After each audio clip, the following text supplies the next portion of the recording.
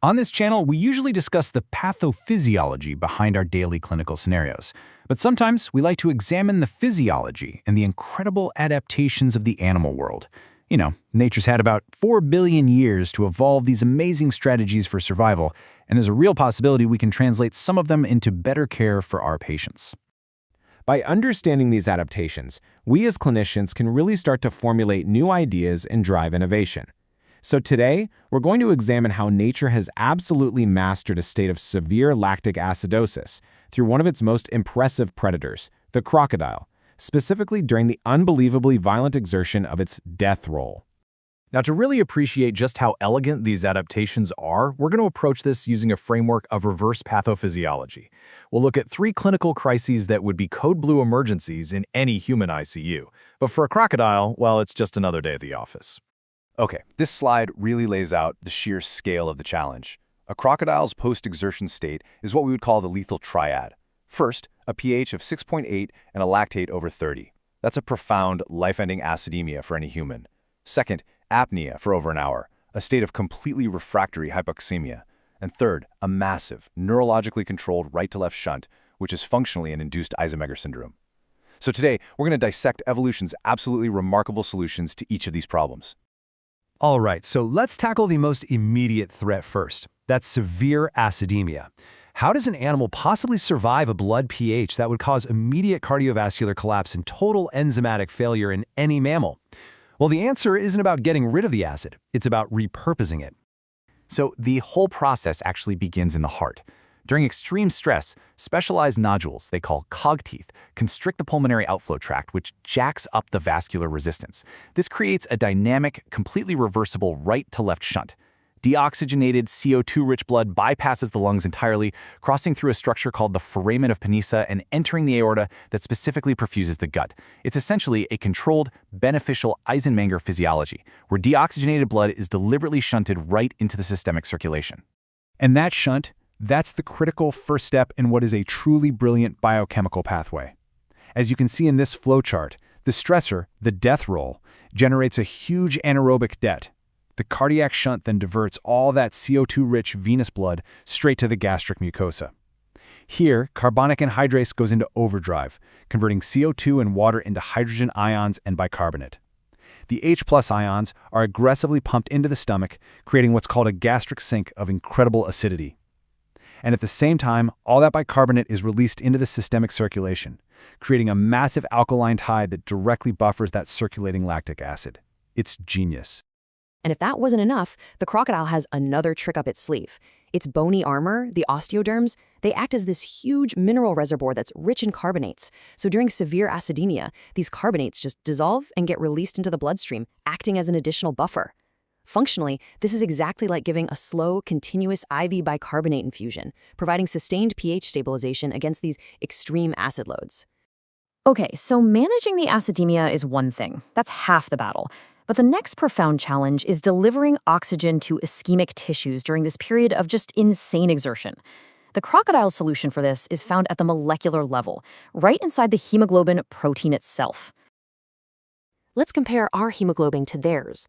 On the left, you see the human model.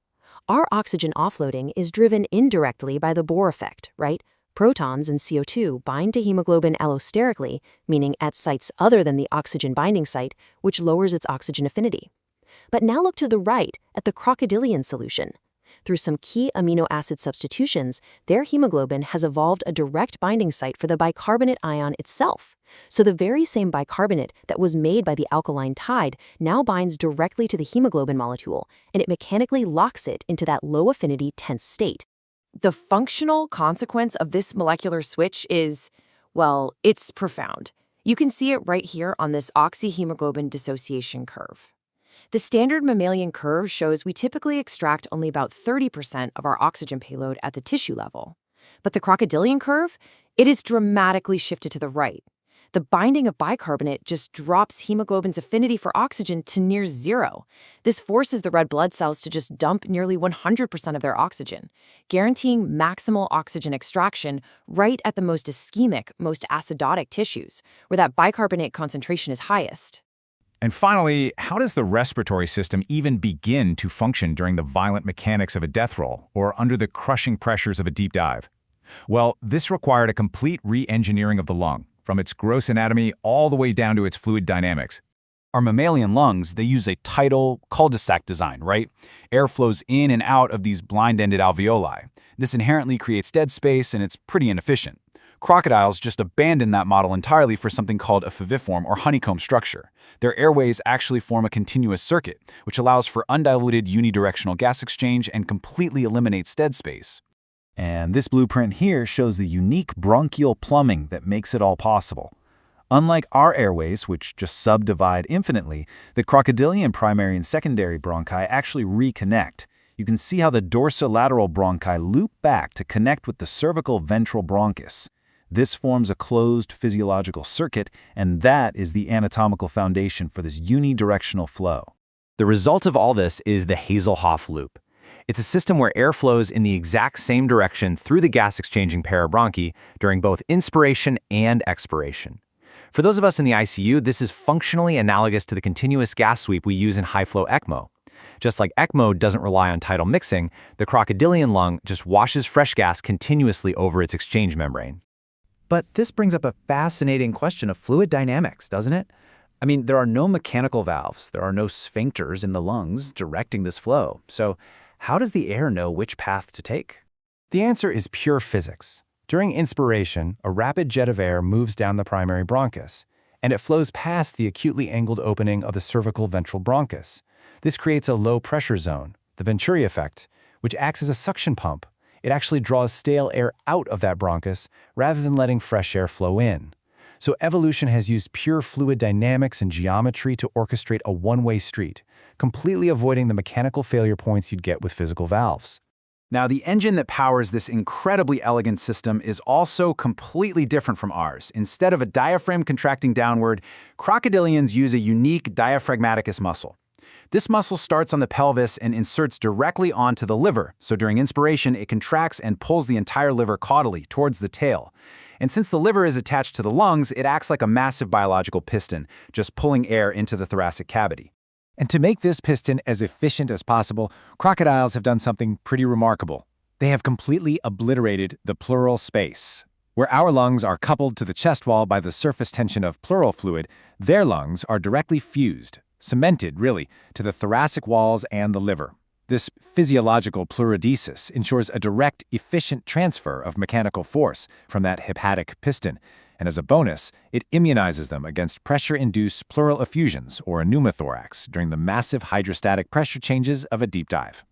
So this table really sums it all up. For each of these major physiological challenges, extreme acidemia, oxygen offloading, and ventilatory mechanics, human physiology presents a vulnerability. But the crocodile offers an elegant evolutionary blueprint for adaptation.